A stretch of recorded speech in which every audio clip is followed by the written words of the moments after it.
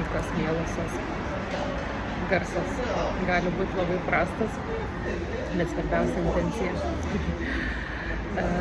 Noriu visas mamas iš tikrųjų pasveikinti su mokslo metų pradžia, kas dar vis išleido į mokyklą. Šiandien mums prasideda pačių pradžia, nes mano dukra pradėjo šiandien eiti į mokyklą, bet ne Lietuvoje, Kipre. Daugelis mano draugų, artimųjų tai žino. Aš ne manifestuoju, kad tai sunkus etapas. Aš manifestuoju, kad naujas etapas.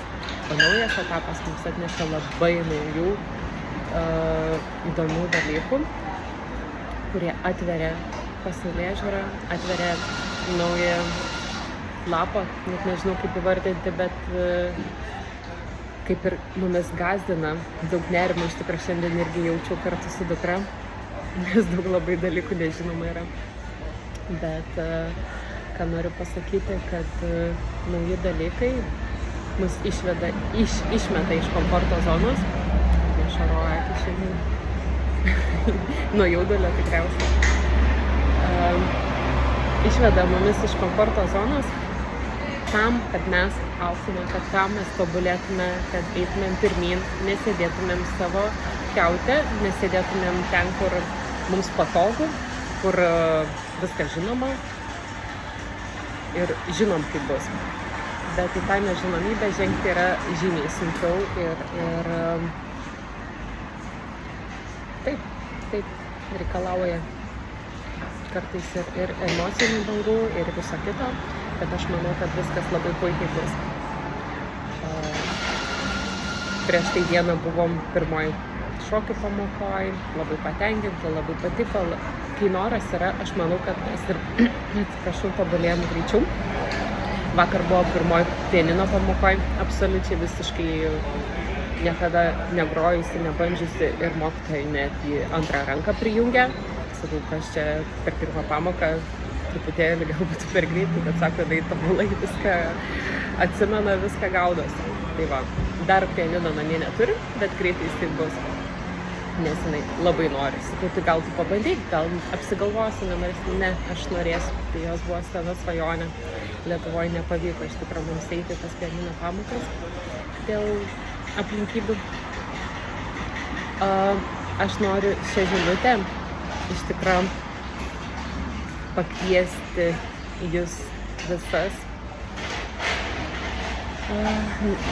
tam, kam rezonuoja, tam, kam norisi atsipūsti, atsikvėpti.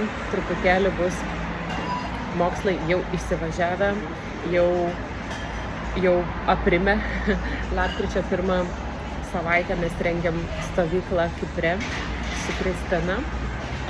Tai kviečiu prisijungti, kam norisi pabūti saulėje, prie jūros, vila be galo graži. Aš kiekvieną rytą praeinu, nes šalia gyvenu iš tikrųjų, taip išpuolė, kad pasisekė šalia netgi vila.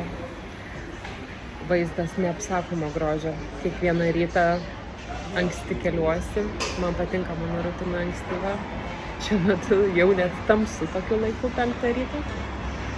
Švinta tik tai 6, po 6. Bet tas ryto pasikrovimas, tas ryto visos dienos, gal sakyčiau, užgeneravimas tos energijos, tos saulės, jūros, keičia mūsų mintis, keičia mūsų emocijas. Galiu net pasakyti, kad netgi užprogramuoja visai dieną. Bet aišku, aš su tuo kvietimu ne tik prie jūros, ne tik atostogauti, taip lankysimės mes gražiose vietose, pabūti moterų bendrystėje. Kiekvieną rytą aš jus kviesiu, gal ne taip anksti, jau gal prieš saulei pakylant, kviesiu ir pažadinti kūną. Su kūno pažadinimu mes pažadinam ir save, savo protą, savo mintis, emocijas, nusiteiksim visai dienai. darysim kiekvieną tai rytą. Tai nėra privaloma, niekas nėra privaloma iš tikrųjų. Bet aš visas kviesiu išbandyti, patirti, atsikelti, nepatingėti. Nes viską mes kas darom, viską darom tik dėl savęs. Dėl savo kūno, dėl savo vidaus, dėl savo emocijų. Taip, jo, bus daug visko iš tikrųjų. Bet aš gal labai stipriai neįsiplėsiu. Kristina pasidalins savo patirtimi, aš pasidalinsiu savo patirtimi. Taipogi, moteris ir kviesiu pasilepinti masažais. Jo, atrodo, Lietuvoje kaip ir labai didelė pasiūla, labai didelė paklausa.